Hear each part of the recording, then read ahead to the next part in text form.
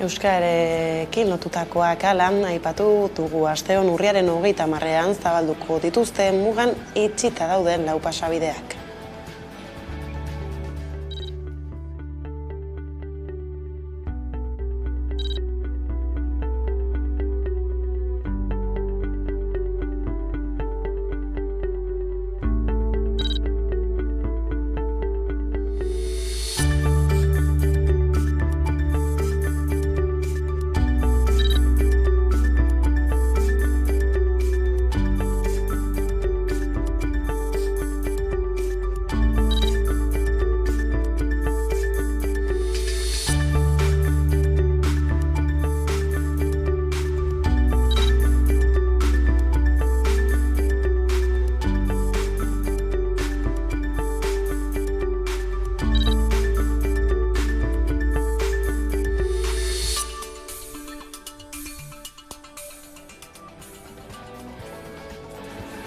Azaroaren 30erako greba feminista orokorra antolatzen ari da Euskal Herriko mugimendu feminista. ELALA, Besteilas, SKN, Etxalde eta CGT sindikatuen babesarekin herenegun Eusko Jaurlaritzaren Bilboko egoitzan erregistratu zuten deialdia eta egun bat lehenago Nafarroan erregistratu zuten agerraldian zaintzalanek eraldaketa sakon bat behar dutela aldarrikatu zuten ordezkariek.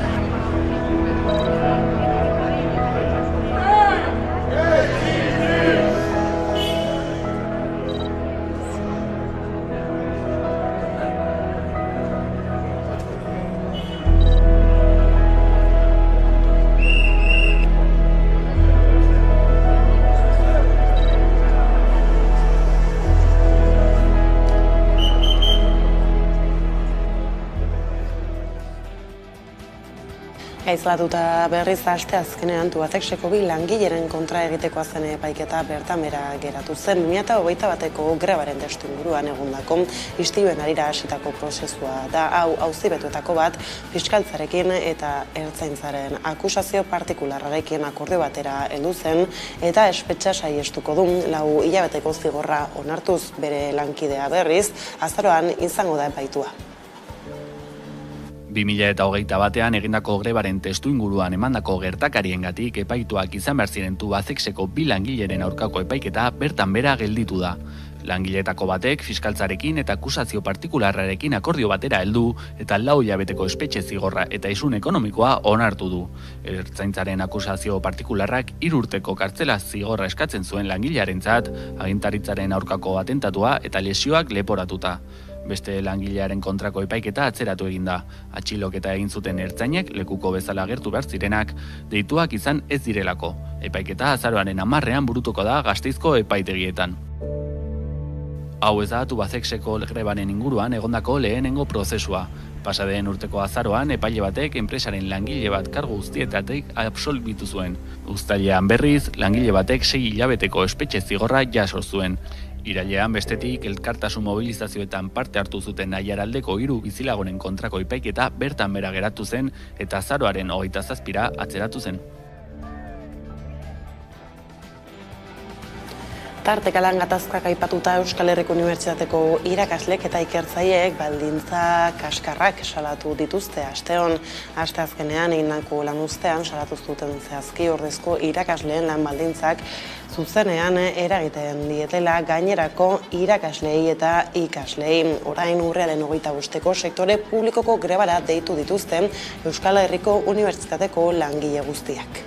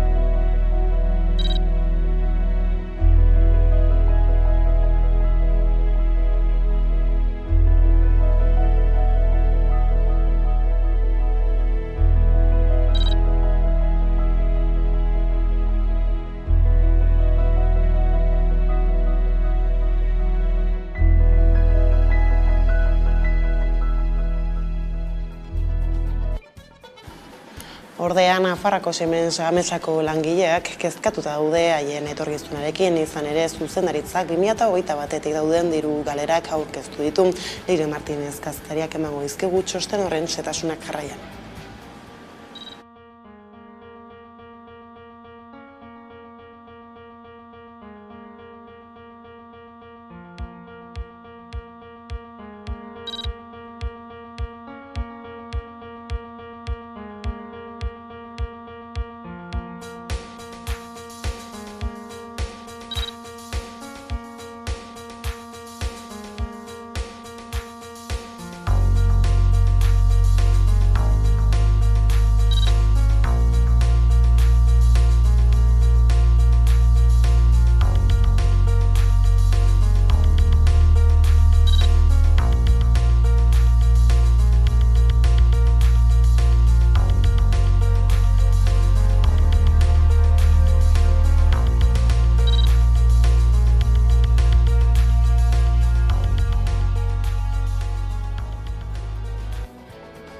Eta Nafarroan garela aprobetxatuta Iruñeko alkateak ia 4 hilabete daramatza udal gobernuan eta agintemakila hartu zuenetik bere proiektu guztiak aurrera ateratzea ezinezkoa izaten ari da. Azken gai eztabaidatsua Belosoko maldarena izan da Burrata eta Iruña lotzen dituen bide gorriaren proiektua. Alegia aurreko legealditik lotuta bazegoen ere Kristina Ibarrola proiektua atzera botatzen saiatu da, oposizioak baina ez du onartu. 120 egun daramazki Kristina Ibarrolak udalean eta aurkezten dituen proiektu guztien porrota argi ikusten da. Azkena Belosoko maldarena. Burlatatik Iruñera Goititzen den maldan bidegorria paratzeko proiektua zegoen aurreko legealditik. Baina alkateak proiektua atzera botatzea erabaki zuen. Orduan heldu zen arazoa. Bidegorri hori egiteko Europako diru laguntzak kobratuak ziren. Eta beraz, proiektua ez egitekotan diru laguntza hori interesekin bueltatzea suposatzen zuen. Kristina Ibarrolak onartu behar izan du beraz, bertze alderdiak ados ez zirela eta atzera egin behar izan du beraz bere erabakiarekin. Iruñeko alkateak agintean daraman kasi 4 hilabetetan, haunitz dira atzera bota behar izan dituen proiektuak. Gurutze plazako aparkalekua, ingurua esitu eta obrak hasi behar zirela, proiektua gelditu behar izan zuen. San Fermin txikitoko komunekin gauza bera, jarri nahi ez eta gero atzera bota. Sanduzelaiko biribilgunean egin beharko duen bezala, naiz eta bide gurutzeak paratu. Antzi gabe, Sarasate pasealekuko obrak. Gauzak horrela, zentsura mozioa haunitzen ahotan aipatzen ari den kontua da. Eta Nafarroatik arabera suhiltzaile batek zauri arinak pairatu ditu bart Artzienegan piztutako sute batean. Herri honetako maristen ikastetxea zenak sua hartu zuen, goizaldeko ordubiak jotzeak zirenean eta itzaltze lanak burutzen zituen bitartean, suhiltzailetako batek objektu batekin kolpatu eta ospitalera eraman behar izan zuten. Suhiltzaile bat Gurutzetako ospitalera eraman behar izan dute Artzinegan gertatutako sute batean lanean zebilela pairatutako istripu baten ondorioz. Sutea goizaldeko ordubiak jotzear zirenean piztu da Artzinegako maristen ikastetxea zegoen eraikin abandonatuan. Itzaltze lanak burutzen zituen bitartean, suhiltzaile batek zauri arinak pairatu ditu objektu batek jota. Langraiz eta Laudioko suhiltzaileak Artzinegaraino gerturatu dira eta hainbat ordu eman dituzte itzaltze lanetan.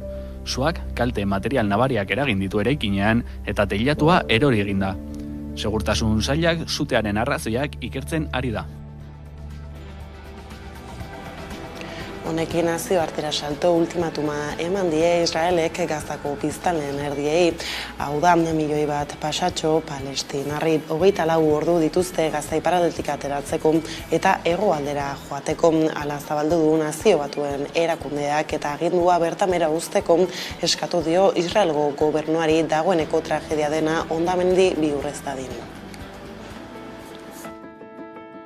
24 ordu eman die Israelek 1 milioi bat palestinarri Gaza iparraldetik ateratzeko. Nazio Batuen erakundeak agindu atzera botatzeko eskatu dio Tel Avivi hondamendirik izan ez dadin.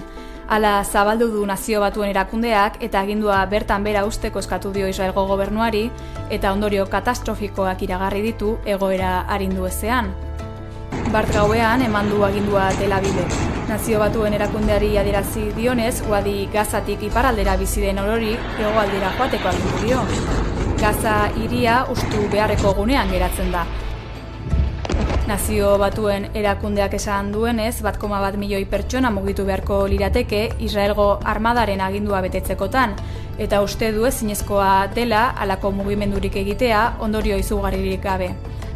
Israelek hango langilei ere ateratzeko agindu die, baita hark kudeatutako ikastetxe erietxe eta bestelakoetan babes hartuta dauden herritarrei ere.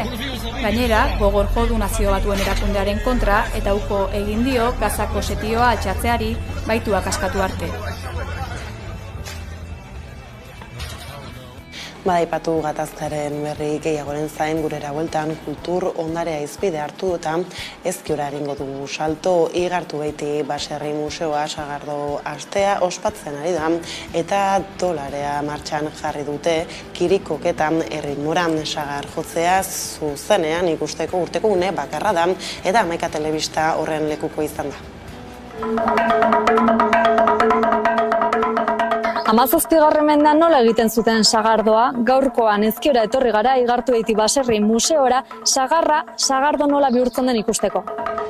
Hemen ditugu Igartubeitiko sagastin dauzkeun sagar mota ezberdinek, urtebi handie, urtebi txikie, gero inguruko baserretako batzuk baditugu, tarten Igartu sagarra, Oru sagarra, Igartu sagarra oso lotuta baserri honi, eta horrexegatik hemen dakeu erakusgai, eta sagarratiko garaien oso garrantzitsua da sagar mota ezberdinek erabiltzea, alik eta sagardo orekatuna lortzeko. Ez gaur egun, sagarrotei badituzte uneko zehatzak, guk hemen Igartubeitin apur bat iken dauna da, alik eta variedade gehien erabili, eta sagardo orekatuna guk behintzat gure baliabidekin lortzea. Lehen biziten den lana, sagarra biltzea izaten da, eta gero sagarroi, bildutako sagarroi, dolarea berta kartzen da. Dolaren, dolarea kasu honetan Igartubeiti dolare baserri bada, eta dolare baserriri referentzia egiten diogunen, baserri mota zehatz bat egiten diogu, eta baserri mota honetan, etxe bizitzan eskeletoa edo nolabait izatearren, dolarea beha izango litzeko da makina. Lanai dagokionez, egiten dena da esan bezala sagarra ekarri, sagarra zanpatzeko erabiltzen die pisoiak, eta pisoiekin sagarra kolpatu, lan erritmo ezberdinak erabiliz, bitarra, hirutarra, kirikoketa, askotariko erritmok daude.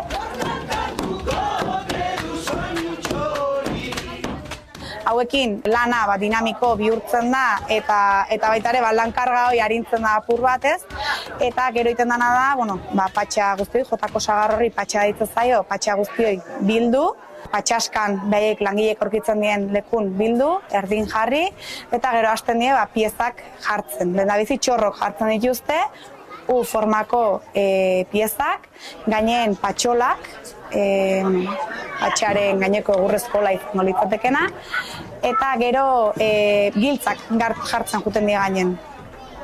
Giltza jarritako, nardatza giratzen hasten die, eta martxan jarriko litzeke dolarea.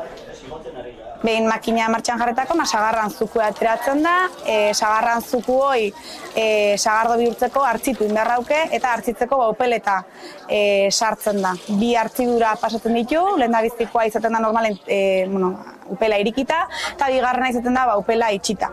Lehenengo hartziduran azukre alkohol bihurtzen da, eta bigarrengo legamie eta gauza guzti hori sortuko liekeola azkar esan da. Eta prozesu hori beharrezkoa da. Eta gero behin negue pasatakon, sagardoa preste oten da normalen dastatzeko. Ez bali tarten, ez beharren bat gertatzen eta ospintzen sagardo hau.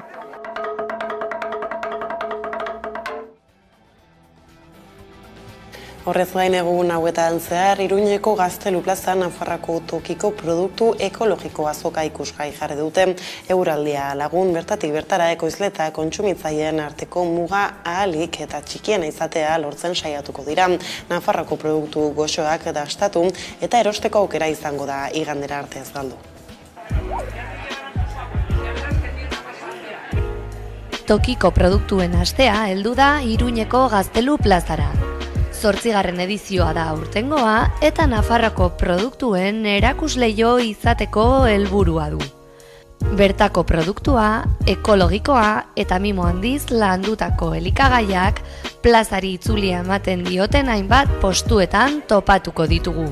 Bueno, oso importantea da lehenengo sektorearentzako kontakto direkto produktoreak eta konsumidarearekin lotzea, jakitea nolakoa dira produktuak, nola egiten duten produktu hori, eta baloratzeko hain importantea, ze importantea da berarentzako produkzio, kalitatezko produkzioa egitea, eta baita ere jakitea nola egiten duten produktu horiek eta garantizatzeko bere kalitatea. Oso importante da jakitea hori. Hemen Gaztelu plazan daukaguna da azkenean Nafarroako alimentazioaren irudi politena, goxoena eta gertuena. Seria onak, bertakoak eta oso langile onak bere produktuetan. Azokaren helburua Nafarroako aberastasuna gertutik gizarteratzea da. Merkatuaren bueltan dauden ekitaldi guztiak lotuak dira elikadurarekin zein gastronomiarekin. Katak, landa garapenarekin lotutako gaiekin zine emanaldiak, eta aurten gainera bertakotasuna baliatuz konsumitzeko manera bat bertze espazioetara iristeko elikadura saiakera eginda. Gisa horretan Iruñeko hotelekin akordioak izan dira bertako produktuekin gosariak egiteko. Hori guztiarekin batera, unibertsitateko jantokietan jatorri deitura duten produktuekin menuak egin dira. Denetik, bizka bat azkenean Reino Gourmet bezala aukeratzen ditugu Nafarroan egiten den azkenean bai produktu guztiak, ezta? Eta alden eskaintza zabalena. Baina hemen oso garrantzitsua izaten da beti gaztarena, esnekiak, estia, azkenengo urteetan estia da gorantzari joana, eta gero pastak, gozokiak, konserba beraiek, agate derivatuak, txerrikiak, garagardoak ere badaude, ardoa ekologikoak, pixka bat azkenean Nafarroako toki hain ezberdinetatik datozen, hain produktu ezberdinak. Guk egiten ditugu behi esnekiak. Egiten dugu esne pasteurizatua, jogurra, gasna freskoa eta gasna guria. Eta ondua ere hasi gara pixket. Eta gure diferentziazioa izan daiteke gure esnekiak badirela larretan elikatzen diren behiekin, ez dela osoikoa sektorean. Horiz berritik, Nafar Piriniotik. Normalen izaten dugu gasna freskoa, Burgos estiloko hori, eta gasna guria. Bai, normalen hilabetetxo bat birekin atratzen duguna, baina orain hasi gara pixket ere jago ontzen. Eta dela 25 urte hasi ginen ekoizten mermeladak. Eta badugu etxeko fruta, frango peliki beire. Hango sagarrak etxekoak dira. Eta aldugun guzia etxeko produktu lantzen dugu edo aliketa hurbilenekoak. Lehenik eta behin kalidadea da lantzen duguna. Gero hasi ginen normatibak eskatzen zuen bezala mermelada estrabatzen 150 azukrea eta 50 fruta, baina nire gustoko dulzegi ziren. Eta pixkana joan gara jeitxiz azukre kantidadea, eta oraia geratu gara 150 fruta freskoa, beti fruta freskoa lantzen dugu, limoizukoa eta azukrea, ez dugu aditiborik erabiltzen, behar denean pektina, baina bestela ezer. Igandera arte, Nafarroako bertatik bertarakoen elikagaiez gozatzeko parada hortaz, Iruñeko bihotzean.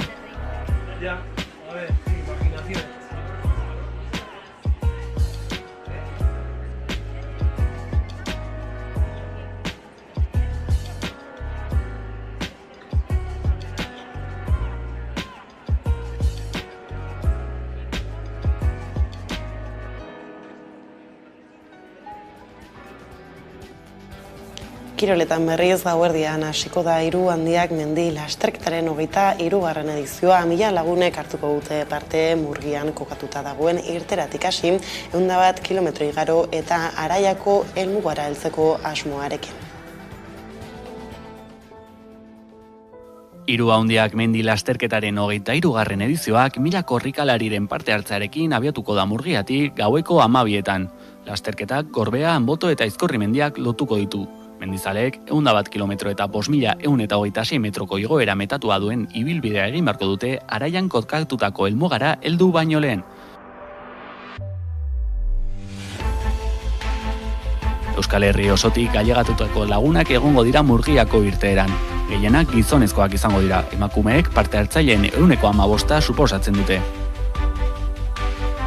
Korrikalariek 24 orduko tartea izango dute ibilbidea egiteko. Egun oso bat aldapan gora eta bera, Euskal Herriko tontorrik ezagunenetako batzuk lotuz. Lehenengo mendizaleek hori bai, ibilbidea 11 ordutan egingo dutela espero dute antolatzaileek, aurreko edizioetako eskarmentua kontuan hartuta. Lasterketa posible egin alizateko bidean zehar 500 voluntario egongo dira. Beraien esku egongo da ibilbidean ipinitako hornidura guneen antolaketa, denboraren kontrola edota korrikalariei euskarria ematea besteak beste. Hiru Handiak mendi proba 1987an egin zen lehenengo aldiz, Manuel Iradier Txangozale elkarteak antolatuta. Lehenengo edizioak urtero errepikatzen ziren, baina 1986tik aurrera 2 urtetan behin egitea erabaki zuten antolatzaileek. Aurtengoa lasterketaren 23. edizioa izango da. 23 lasterketa, Gorbea, Anboto eta Aizkorri mendiak lotzen.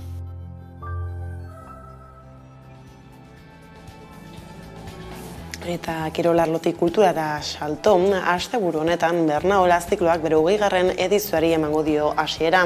Zikloa Gasteizko Jesus Guridi kontserbatorioan hasiko da, larunbatean arratsaldeko 7 eta erdietan Ensemble Sinkron taldearen kontzertuarekin. Guztira zikloak 13 kontzertu eskainiko ditu urria eta otsaila bitartean. Gainera, aurtengo edizioak Alfonso García de la Torrek konpositorea omenduko du, berak sortutako musika ardatz bezala hartuko duten 3 kontzerturekin ezaldu.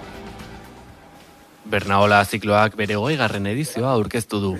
Musika garaikidearen nazioarteko zikloa Araban egongo da urriaren 14tik otsailaren 3 arte. Guztira 13 kontzertu eskainiko ditu. Gehienak Gasteizen izango dira 2 izanezik, Araian eta Bilbon egingo direnak. Bernaola zikloaren 20. edizioak Alfonso García de la Torre konpositore, irakasle eta kultura kudeatzailea omenduko du. Ensemble Sinkro taldeak García de la Torrek sortutako musika hartuko du ardatz 3 kontzertu eskaintzeko.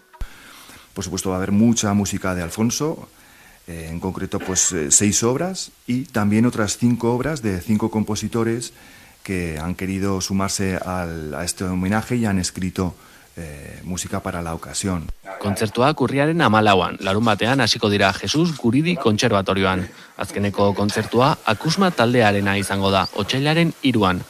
Bien bitartean, Anthony Pateras pianista, Katarina Gros violonchelista edota Maria Eskaroni eta Zurine Benavente dantzariak pasako dira zikloaren agertokietatik.